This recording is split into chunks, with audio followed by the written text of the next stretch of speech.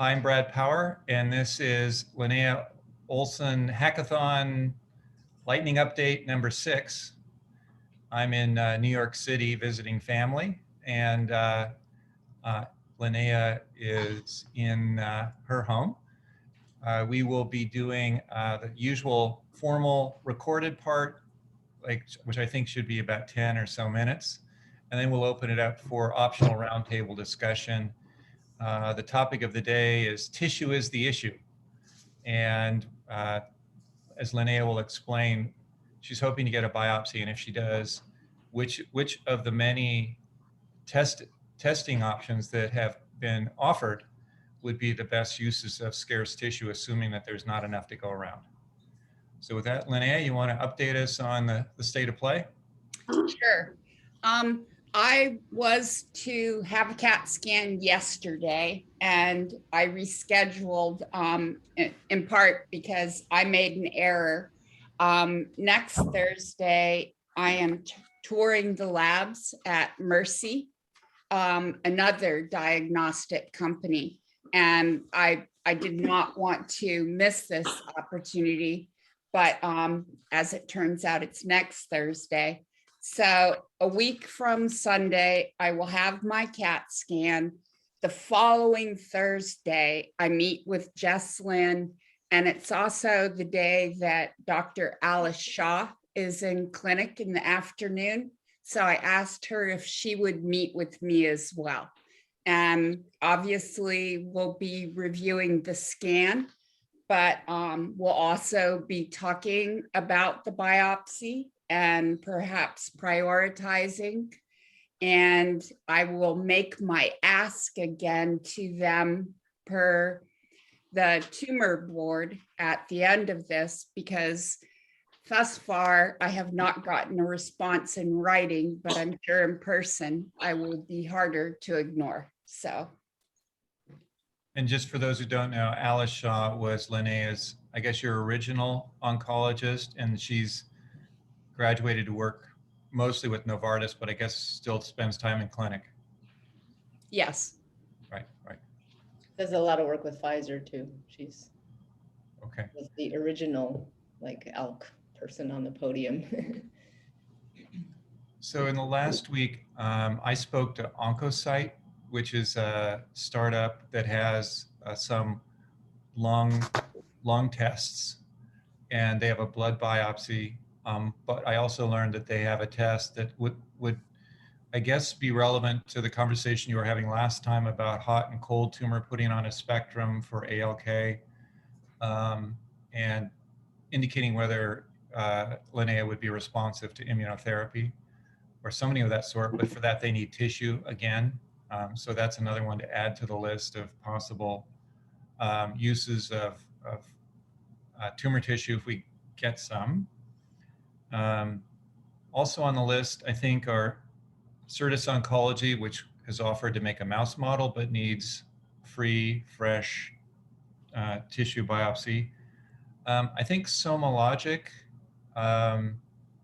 if I'm not mistaken, I think that's a blood biopsy. So we just need, and we were talking with them this week, and they need some sort of a legal, like, hold us harmless, we're just giving information, not advice kind of agreement. And then Rick, you've talked about, is it Curex?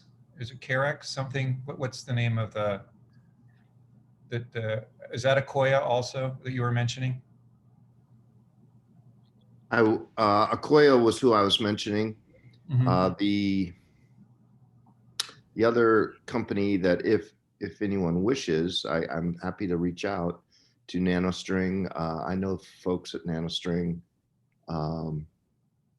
and I could ask what their tissue requirements are and whether they would consider running an analysis for free. Yeah, I know people at NanoString. I used to work with them. So I'm happy to do so if that is desired. Those were the two companies that I almost forgot. Natera this week also agreed that they would do a blood biopsy, and Linnea just needs to work with getting a blood draw with them, and so they've basically reached out and identified a coordinator. So as you may know, we have a Foundation Medicine blood biopsy, we have a Lucent's blood biopsy, and this would be Natera's, I guess Signatera, I think is the name of their product, their blood biopsy. And it's interesting, it'll be interesting to see because the Foundation Medicine and the Lucent's came up with different variants that they each identified. So it would be interesting to see if Natera would be confirming or identifying something different. So we're sort of getting a test of the testers here. Was there overlap? No, there was none between Lucent's and Foundation Medicine. Lucent's identified TP53, and Foundation Medicine identified something on the order of 8 different variations of unknown significance, to use the language. And anyway, so we've got the blood biopsy direction going, and we're getting lots of good data there. And with tissue, we can go along that vector as well. Any comments on that topic for the recorded formal session, or anything anybody wants to add? And otherwise, I think that's all we have for today. Where is that data? So I haven't looked at it yet. I'd like to. The 2 reports from the Lucent's and the Foundation Medicine are on the Slack. They're, like the pathology reports are there. I don't know. Do they also result in BAM? Do you happen to know, Linnea? Did the Foundation and Lucent's, are there, in addition to the reports, are there also like detailed sequencing raw data as well?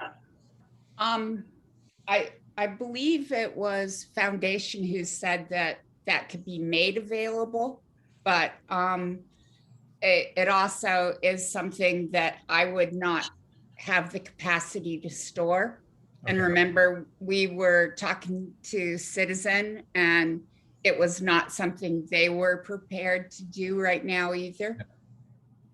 So I guess if there was a need, Rick, for raw data, Linnea could permission access to the individual, and it would just be sitting on the Foundation Medicine servers. So it would go that way.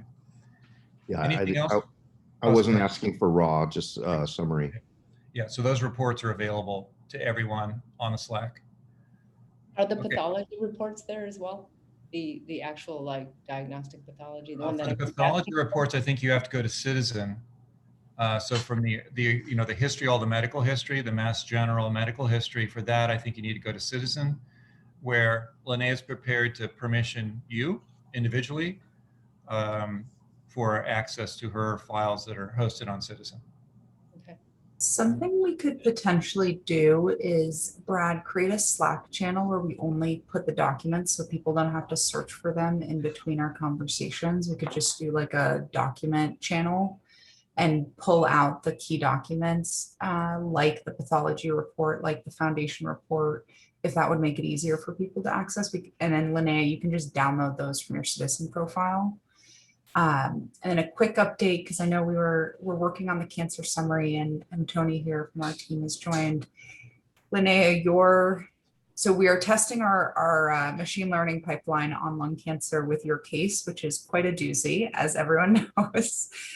Your 5,000 pages of medical records produced 35,000 statements of clinical data. And because we don't have our confidence scoring in lung cancer yet, a person from our clinical team is reviewing every single statement. No way. That's about 25 hours of clinical work. And so we're not quite done yet.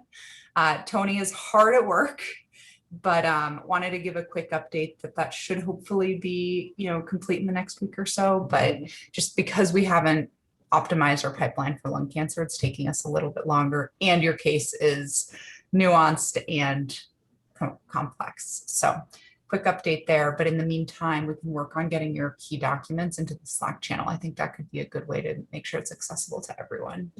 Can I just ask, when you say statements, what's the end goal of that clinical review?